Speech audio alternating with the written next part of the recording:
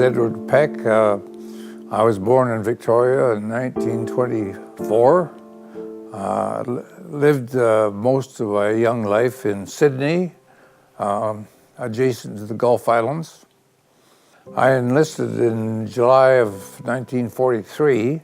Prior to that, I had belonged to the Canadian Scottish Militia, the 3rd Battalion. But in July, after I had graduated from college, I joined the Canadian Scottish and was sent almost immediately to Camrose, Alberta, where I engaged in basic training. And while there, I was invited to stay on as an instructor.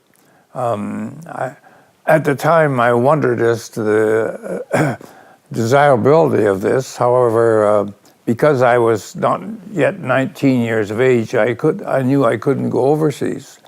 In the result, I stayed for some time. My 19th birthday came and went, and no one announced that I was going to depart. So I was paraded to the major, who said, "Well, you're much too valuable to leave us." And that was nonsense, as far as I was concerned. So for the only time in my life, I wrote to my father, who was a famous soldier from the First World War, Colonel Ed Peck, VC, and said, "For God's sake, can you get me out of here?"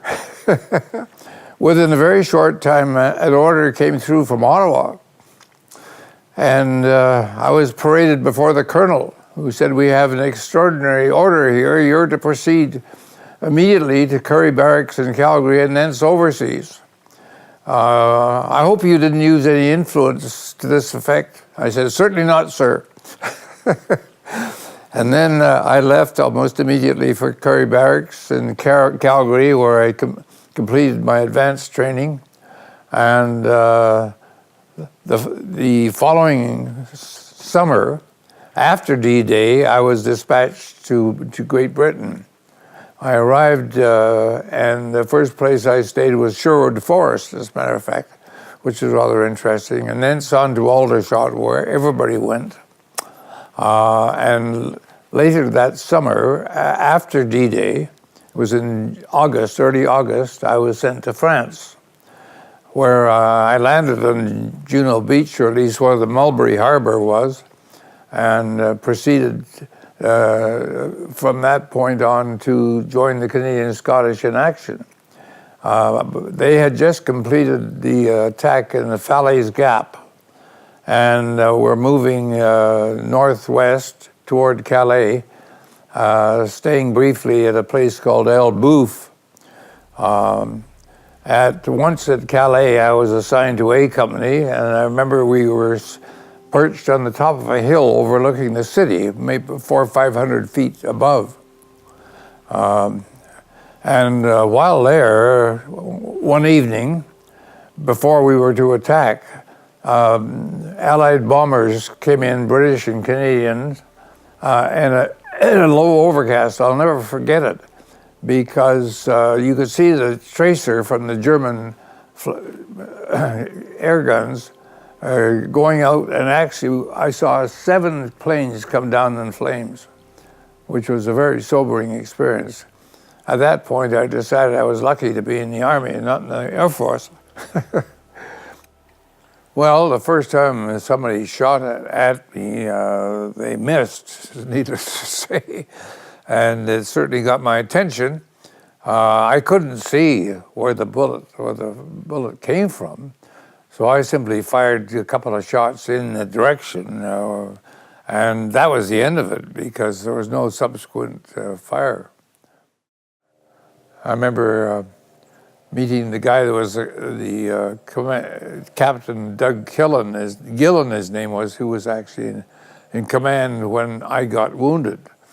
And he was quite an interesting story, which is told in the history of the Canadian Scottish. He was in the same building I was in, only he was in the kitchen with a couple of other guys. And what they didn't know or realize was there were Germans in the basement. And the story goes, and it's a true story, a German soldier came up with a potato masher grenade. You remember what those things were like? Opened the door, which was right behind Gillen, sitting there. He thought he was against a wall, and brought it down on his steel helmet and rendered him both unconscious and deaf for about 3 days. But he survived. And in the meantime, another fellow who was in the room, a guy called Chambers, in the confusion, took his revolver out and fired 3 shots into a sack of potatoes, which was in the corner. That was a war, you know. I mean, these things happened. As soon as I remember, somehow I got in touch with this friend of mine in the Air Force, and we agreed that we'd meet in London. And he was an officer, I was not, but as an officer, he'd managed to get some hotel accommodation. And so I jumped on the first train out of there, got into Euston Station, and by that juncture, the Canadian Army had decided to discourage Canadian soldiers from going to London because there were going to be hordes of people there. And but I got in the middle of a crowd of several hundred people. I could see MPs, Provo, on both sides looking for Canadians, obviously. And I just got in the middle, went through and waved to them.